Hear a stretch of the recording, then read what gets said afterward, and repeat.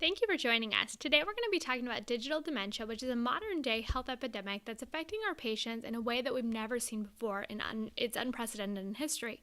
Hi, I'm Dr. Krista Burns from the American Posture Institute. So what I want you guys to do is I want you to sit up straight in your chairs, or if you're standing up, I want you to stand up a little bit straighter and be really engaged in this information.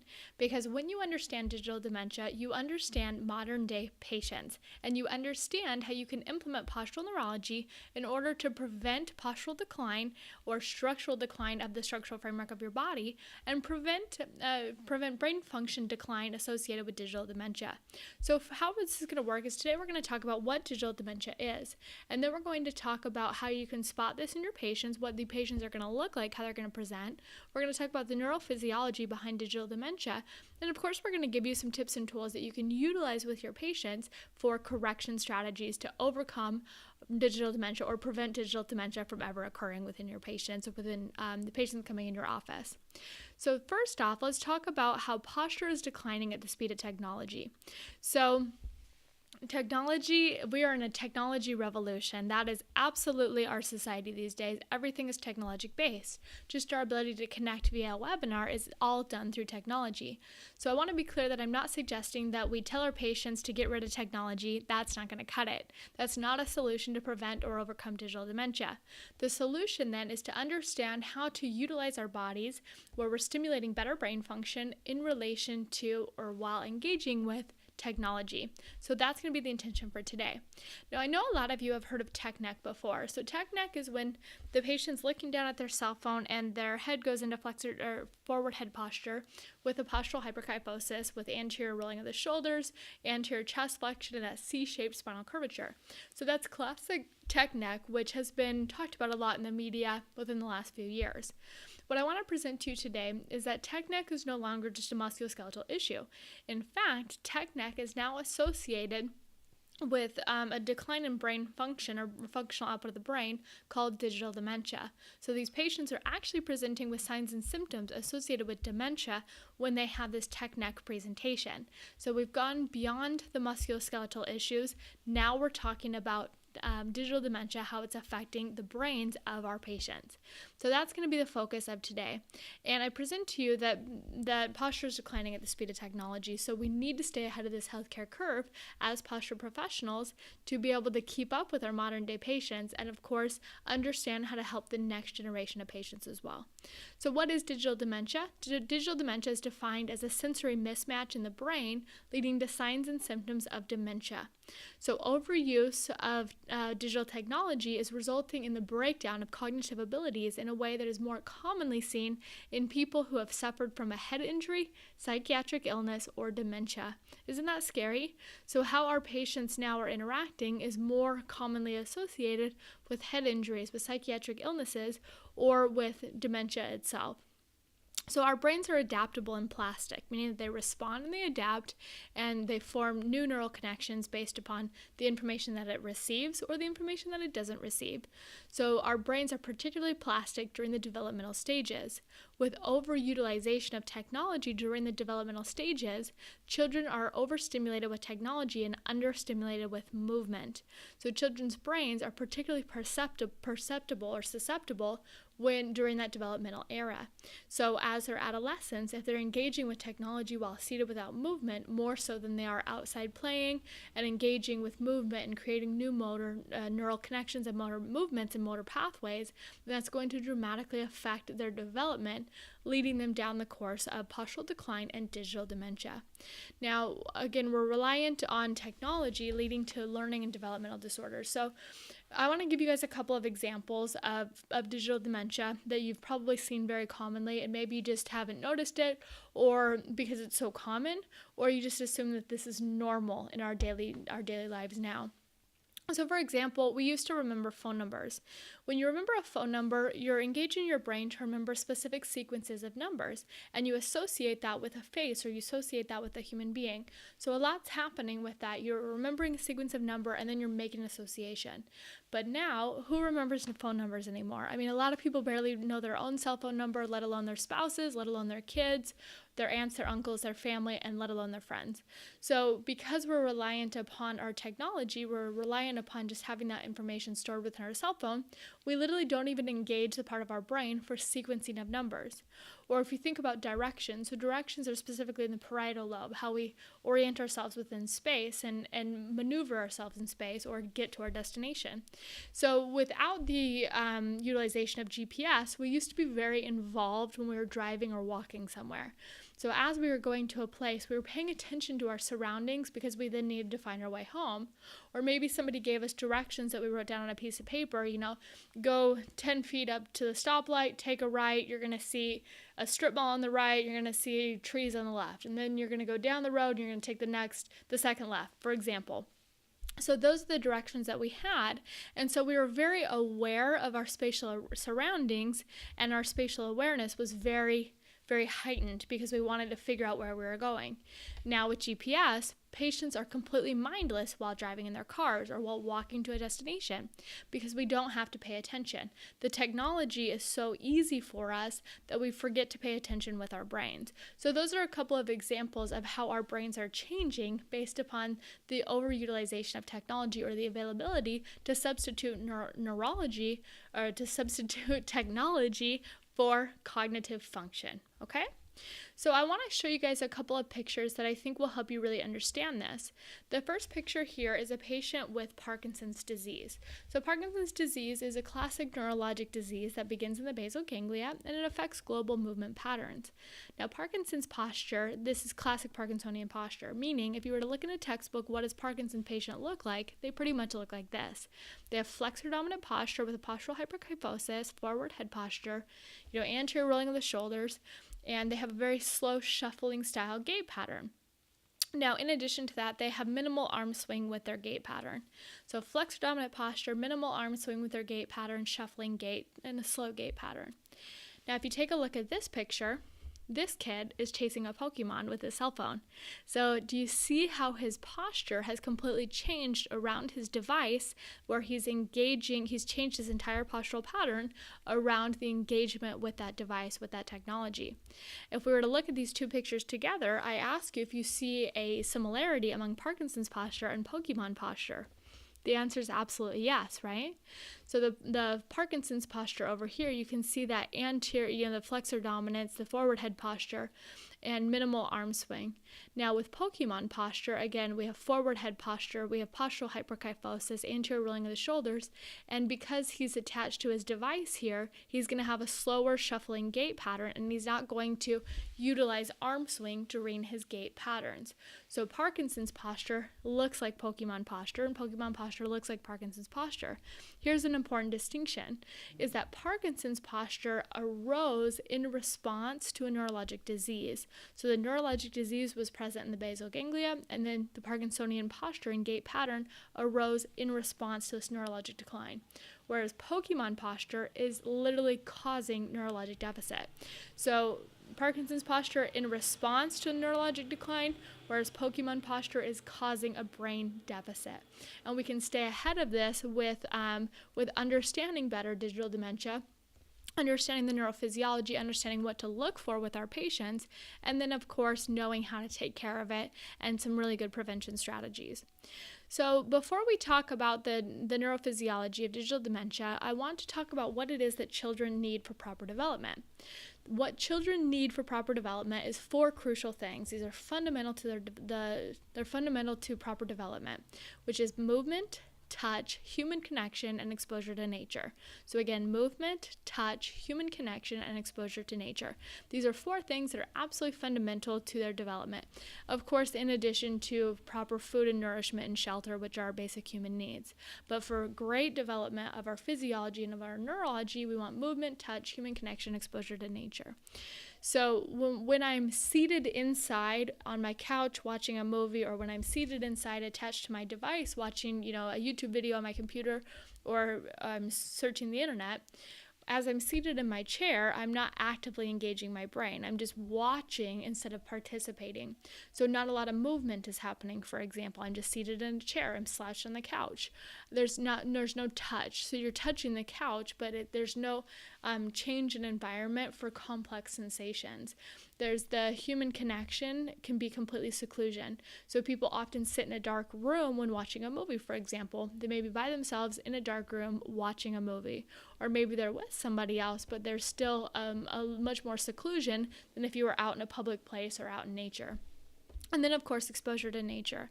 So exposure to nature is important for a parasympathetic state of the body, and of course, more environmental involvement. So the more that I perceive in my environment, the more it sets me up to understand my environment, to create new neural connections with my perceptions, with my somatosensation, and have a stronger sensory cortex. So it's recommended that every child should play for 2 hours outside every single day. So having that time every day to get outside and run around and connect with your friends and have human touch, human connection, as well as that exposure to nature. So as I'm outside running around, what's happening in my brain and my physiology?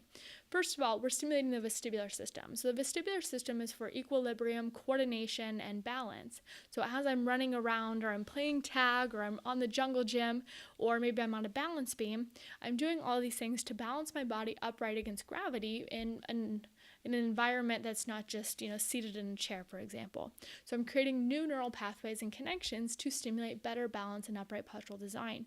The cerebellum is important for fine motor output. So with the cerebellum, then, we have intentional movement patterns, so motor skill acquisition, intentional goal-oriented movements.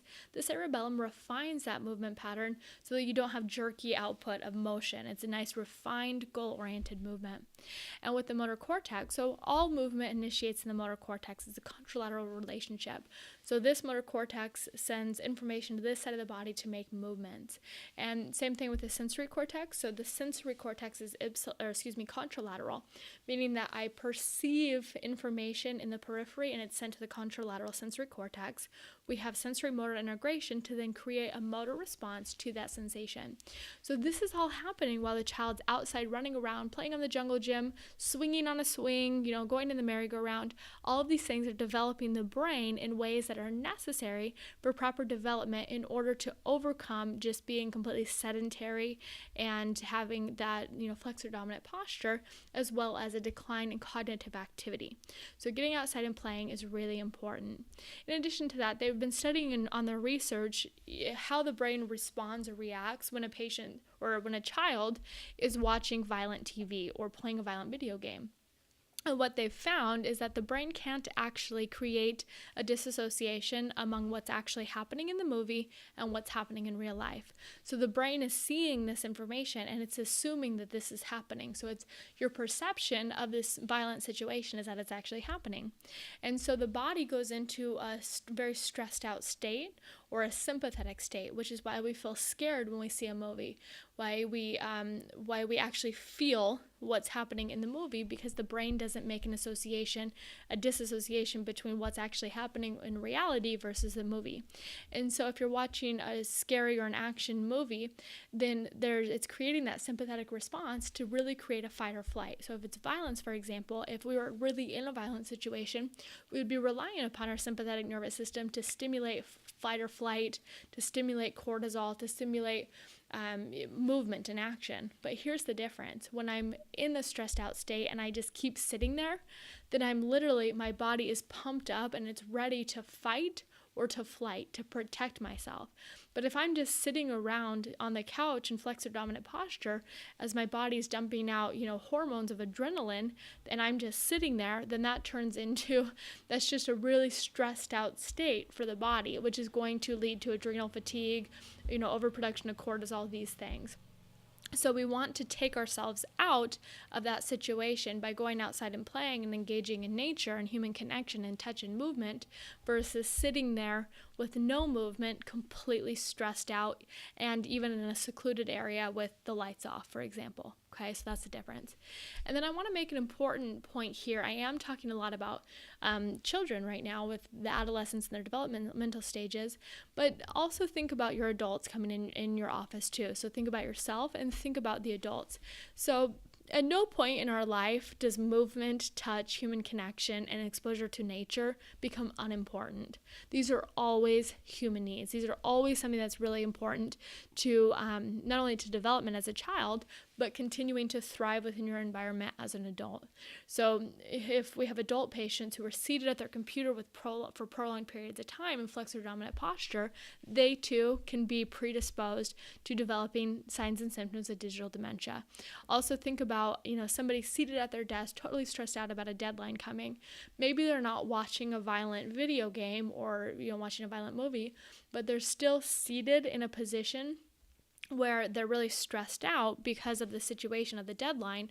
So I'm seated in flexor dominant posture and I'm in a fight or flight mode, meaning I have sympathetic nervous system overload and I'm just sitting there. I'm not fighting or flighting. So this is creating a really large sensory disassociation and hormonal activation for fight or flight as we're just sitting there being completely sedentary. So really, really, really important to understand also for our adult patients, not just our pediatric patients. So let's talk about the neurophysiology more so of digital dementia. So I want to show you guys some pictures here so that you can make the connection of what parts of the brain I'm talking about. So with the neurophysiology, what's happening is a sensory disassociation from the back of the brain and the front of the brain. So the back of the brain is called your occipital lobe, and in the occipital lobe is where visual stimuli is perceived. So visual messages come in out from the front, from the visual system, and they're sent to the back of the brain. And that's where they're perceived and made into images that we then understand what it is that we're seeing in space, so the occipital lobe. So I'm seated at my computer and I'm watching a YouTube video, or I'm seated on the couch, lights are off, and I'm watching a movie. Then there's a ton of information happening in my occipital lobe, a ton of visual stimuli. That's all going to the back of the brain. But what's happening is that the other parts of the brain are lacking stimulation. So in the front of the brain, we have the motor cortex, we have the sensory cortex, and then also here with the brainstem, we have the vestibular system, and then here we have the cerebellum, just inferior to the occipital lobe. Now, the information is coming straight back to the back of the brain with the occipital lobe, and the motor cortex is not being engaged because we're not moving. The sensory cortex is not being engaged because there's no new perceptions within our environment. The vestibular system for upright extension, not engaged because the couch is holding me up as I'm seated on the couch. And the cerebellum for fine motor output, just plain not engaged because I'm not moving or doing fine motor skills.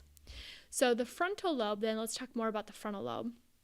So within the frontal lobe, we have important anatomy, important neuroanatomy for reading, for writing, for problem solving, and also for motor movements.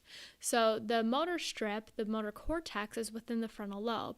So that's why there's a connection between cognitive abilities as well as exercise. So literally, as you're exercising, you're engaging your frontal lobe, and your frontal lobe is so important for development of typical learning styles such as reading and writing. So we can't forget about this frontal lobe up here. It's also executive human decision making. So when I'm using the front part of my brain, when I'm using my frontal lobe, I make better decisions. Whereas with lack of stimulation of the frontal lobe, then these patients they're going to lack motivation, they're going to be more depressed, more anxious. They don't have that executive human functioning that we do with frontal lobe stimulation. So when I'm seated on my couch, again, I get the visual stimulation going to the back of the brain, but I'm not moving and I'm not doing problem solving and I'm not thinking very cognitively, so the frontal lobe is underactivated, causing a sensory disassociation. And then, of course, the parietal lobe here. So this was the frontal lobe, this is the parietal lobe. Within the parietal lobe, we have the sensory homunculus. And the sensory homunculus is how we perceive our world for spatial orientation, for proprioception, and sensory perception. So if I feel something, does that texture feel scary? Is it something that I need to withdraw from? Does it feel hot? Does it feel cold? Is it nice? Is it a nice soothing texture? Does it cause pain? having that understanding of our perception is really important, so we clearly understand if we're in danger or not. Also, proprioception. So within the sensory cortex, we have the sensory homunculus, which is a cortical map. Now, the cortical map represents each body part of your body within your brain. With more and more stimulation or proprioception, then we have nice, clearly defined maps. Whereas if we're not stimulating the brain, the parietal lobe specifically, for sensory cortex activation, then it's going to create blurring of those maps. So as you're seated on the couch not moving, then you're not clearly engaging your sensory cortex. And then if we go to the next part of the brain, the vestibular system. So the vestibular system is going to be the ear, the outer ear and the middle ear and the inner ear. And the sensory receptors of the inner ear are going to sense changes of body position against gravity. So my semicircular canals and the otoliths, they're going to perceive every time my body changes position against gravity to prevent me from falling over. So we interpret this as equilibrium and balance, as well as postural tone. So there's descending pathways. This is the vestibular nerve here. Imagine that over here we have the brainstem. So from the brainstem, the vestibular nuclei of the brainstem, we have descending tracts that go from the brainstem, the vestibulospinal tract, from the vestibular system down to the spine to stimulate postural tone for upright extension. If not, then we go into flexor dominant posture. So without activation of the vestibular system, think flexor dominant, think Pokemon posture, think Parkinsonian posture. And then, of course, the cerebellum. So with the cerebellum, this is, it's called the little brain, and it's just inferior than to the occipital lobe back here. So the cerebellum is important for fine motor output, for accuracy and coordination. So it really refines that motor output so that you, instead of having large, jerky, gross movements, you have very specific goal-oriented movements that are coordinated and accurate. You know, if I tried to grab a glass of water and I didn't have my cerebellum, then it would be very shaky and I would barely be able to grab the cup of water. So imagine how not having cerebellar function is going to affect your daily life. Of course, it's going to be very, very important for improving motor output. Okay, so if we look at the research then, we just went through the neurophysiology of what's happening with digital dementia. Again, we have overstimulation of the occipital lobe with lack of stimulation of the frontal lobe, the parietal lobe, the vestibular system, and the cerebellum. And then what about the research? So what is the research telling us? Well, what the research is saying is that internet addiction really does change your brain. So the overutilization of technology changes your posture and it changes your brain. Patients with fear of missing out get digital dementia. That's by Dosey in 2016. What that means, fear of missing out, specifically with this article, it was talking about how we have that need for instant gratification in our society. So I post a picture on Instagram, then I'm addicted to looking at my device to see what kind of response I get from that picture on Instagram. I do a Facebook post, then I don't want to miss out of what's happening with my other friends on Facebook, and so I have a fear of missing out, not being attached to my device, or I'm really anxious about hearing the feedback of my posts on Instagram or Facebook, for example. So a fear of missing out is directly associated with digital dementia. Also, there's a demonstration, this is Lynn 2012, of decreased white matter in the brain with internet addiction. So children, again, who are secluded, seated, without movement, and just attach their device on the internet have decreased white matter in their brain. And then according to Williams in 2016, increased screen time neglects the circuits in the brain that control more traditional methods of learning. So these are typically used for reading, writing, and concentration.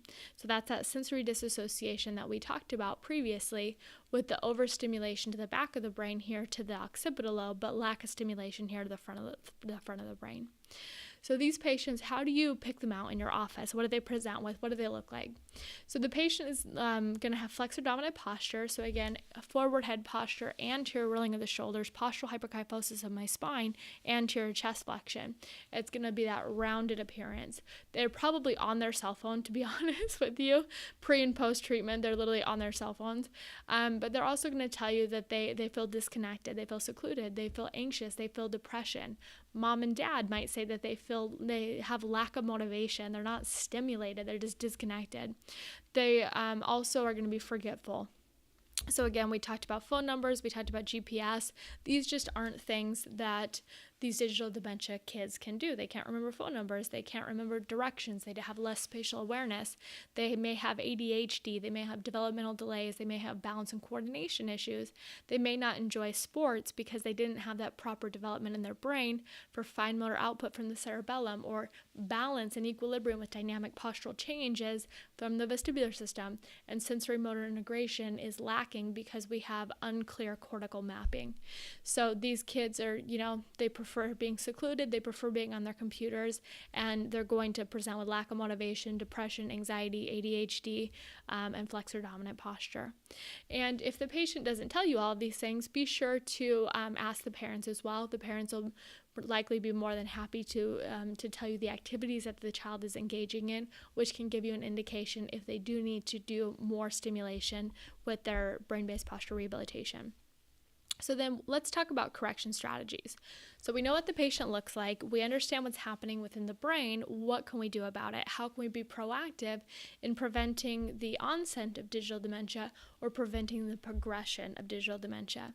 So first we want to reverse flexor dominance. So the flexor dominant posture pattern, then we want to reverse that by inhibiting flexion and stimulating extension. Now, if you look at this picture here, within the brain we have what's called the pontomedullary reticular formation, which is a part of the brainstem. And this aspect of your brainstem inhibits flexion. Also within the brainstem, we have vestibular nuclei. The vestibular nuclei, as I just mentioned, they have descending pathways that go from the vestibular system straight to the spine, and that's going to stimulate extension or postural tone. So the flexor-extensor synergy then is going to be important. Flexor-extensor synergy meaning that we're inhibiting flexion and we're stimulating extension. And we can do this by doing extension exercises. So extension exercises are going to be great for the brainstem, great for the vestibular system, great for the pontomedullary reticular formation. So some of our favorite extension exercises that we do all the time with patients are going to be like a Superman exercise. So the patient lays on the floor on their stomach with their head down, and then they raise up, bringing their shoulders off the floor, their hands back, their head up, even their feet up if they have the ability of doing that. If not, just start with the upper body at the beginning, and that's going to bring the patient back into extension to reverse that flexor dominant posture pattern. Well, we're talking about manipulation. If you do spinal manipulation in your practice, then think about doing an inferior to superior line of drive. So specifically with the thoracic spine, what you want to do is the patient starts here, in flexion, you roll them over your hand, for example, into extension. So they start in flexion and then they end in extension.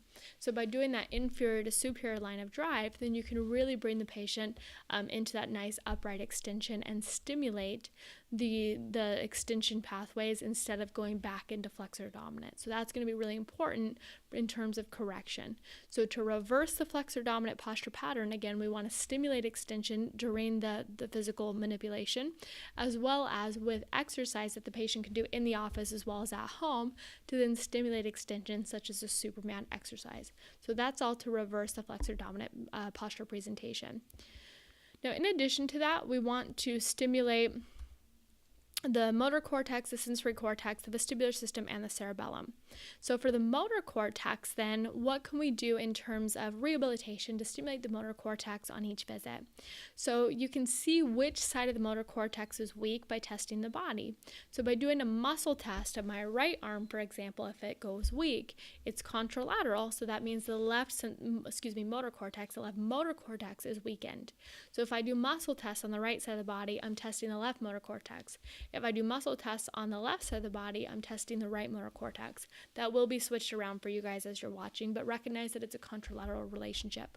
Whatever side of the body I'm testing, it's the contralateral motor cortex that is being engaged. So you can test this and see which side is weak. Based upon which side is weak, then you want to stimulate that side so that you can build those neural connections within the motor cortex.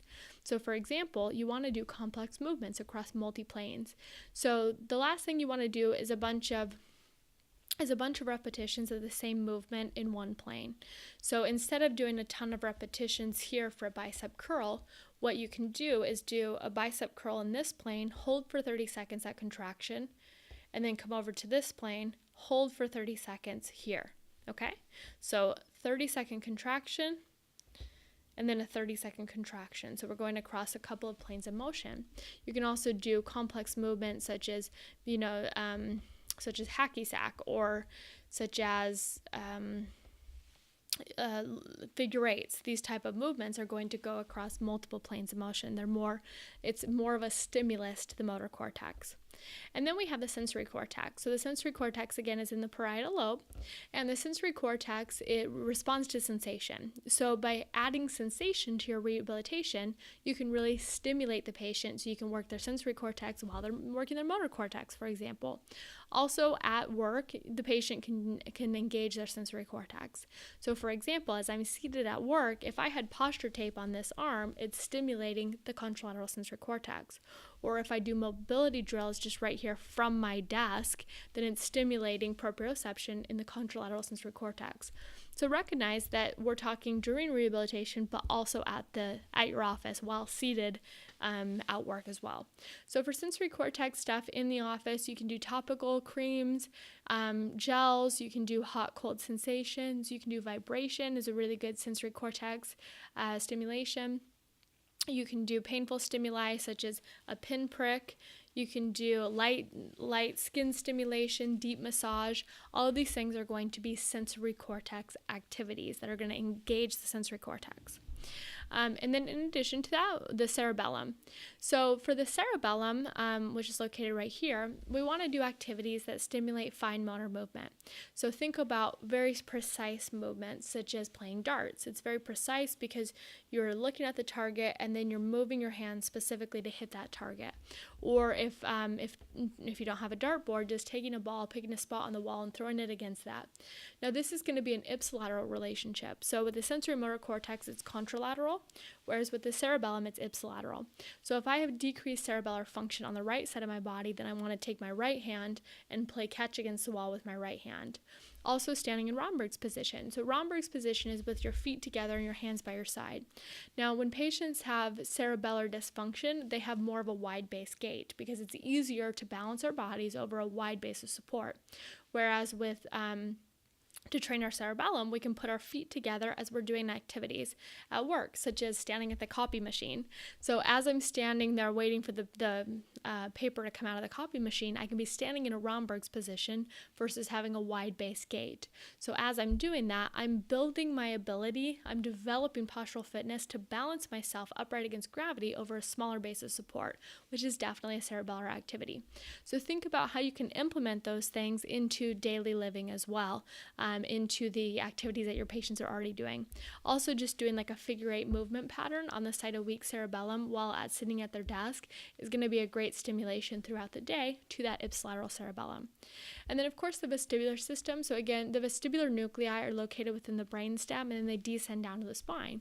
And with the vestibular system, we can engage that vestibulospinal relationship by doing balance exercises and extension exercises. We just talked about extension exercises, so let's focus on balance training. So by doing one leg balance, for example, the patient stands on one leg and they balance their body upright against gravity while standing on one leg. So they're developing postural fitness to maintain equilibrium in a more compromised position versus standing on two legs with a wide base gait. We're now standing on one leg and engaging that vestibular system to build equilibrium and coordination and balance, and of course to stimulate postural tone. So in implementing these aspects of rehabilitation with the treatments that you're already doing in your office is going to help stimulate the brain in very important complex ways that are really important for the patient's development, but also for the prevention of digital dementia and for the management of signs and symptoms that they may already have to then prevent it from moving further. Now, in addition to actually doing the rehabilitation in your office and physical movements and rehabilitation, let's talk about some really important habits the patient should develop. So the first is sitting on a posture cushion or exercise ball.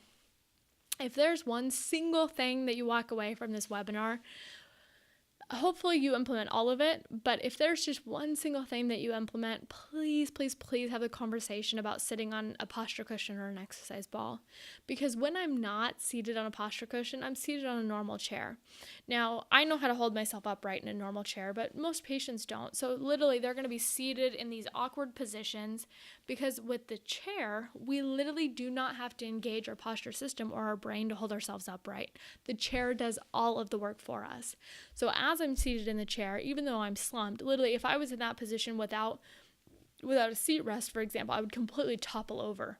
So this is it's very unathletic. It's a very disengaged posture presentation. So the chair holds me up, so it doesn't even matter what kind of posture I'm in. Whereas, as I'm seated on an exercise ball or if I'm seated on a posture cushion, it's an unstable surface. So if I get really lazy with my posture and I start to slump and kind of go to the side, then I risk falling over or falling off. So our vestibular system is really engaged because it wants to keep us upright. It wants to protect us from falling over. So every time I change my body position in relation to gravity, in relation to the floor, and then it's going to stimulate my inner ear receptors, my semicircular canals and my otoliths, and it's going to stimulate my vestibular system to say, listen, you're off balance, and it's going to bring me back central upright against gravity.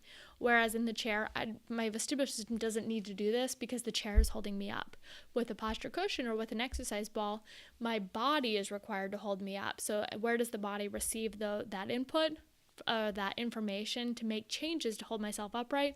From the brain, of course, specifically from the cerebellum, from the vestibular system, and the motor cortex. All of them work together for postural stabilization. Also, think about ways that the patient can move more throughout the day.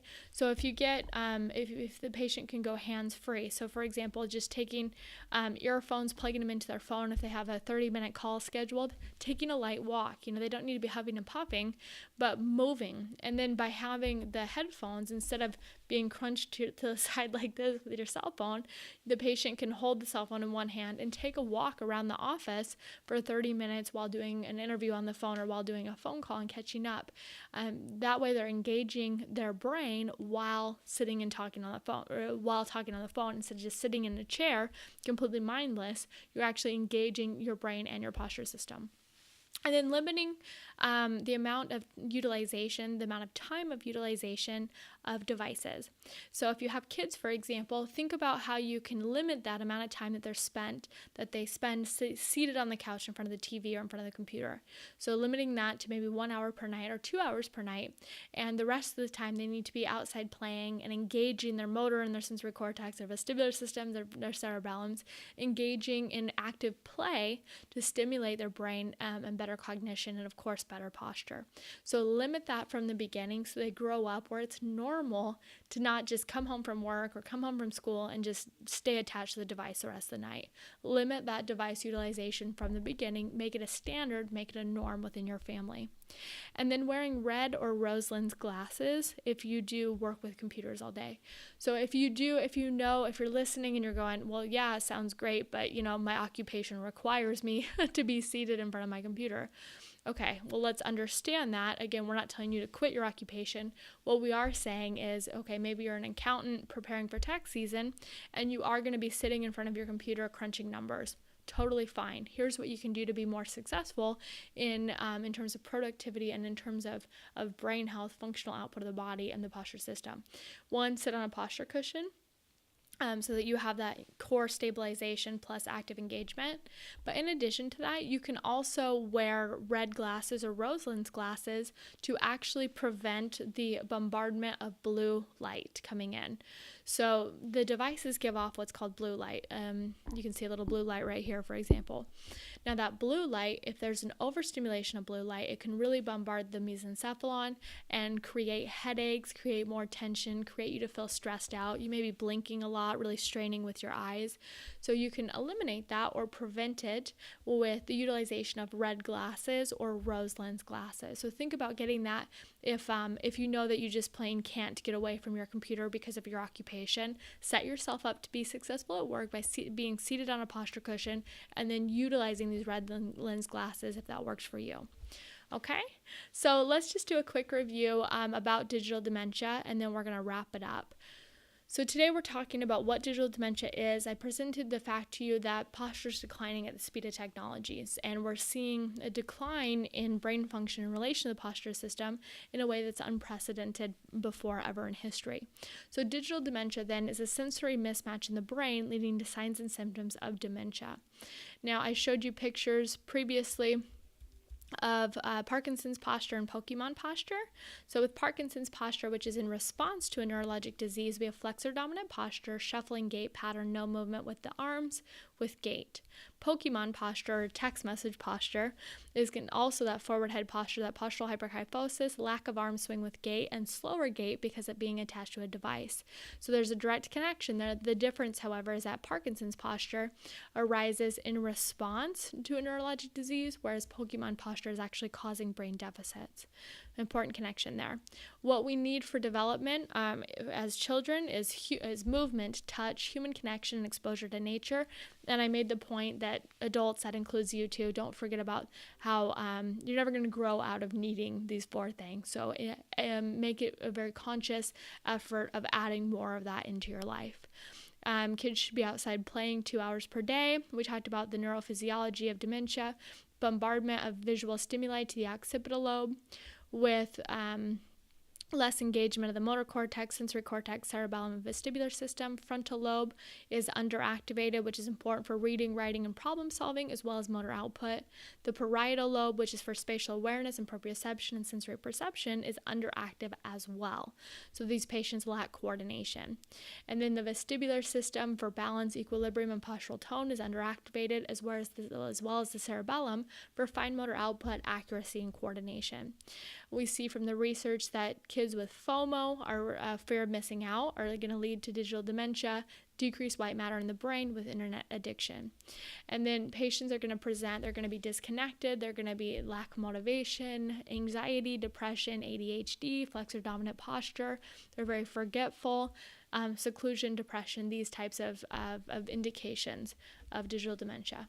And then for correction strategies, we want to reverse the flexor dominant posture pattern with an I to S manipulation of the spine, as well as rehabilitation of extension, to inhibit flexion and stimulate extension to create proper flexor extensor synergy.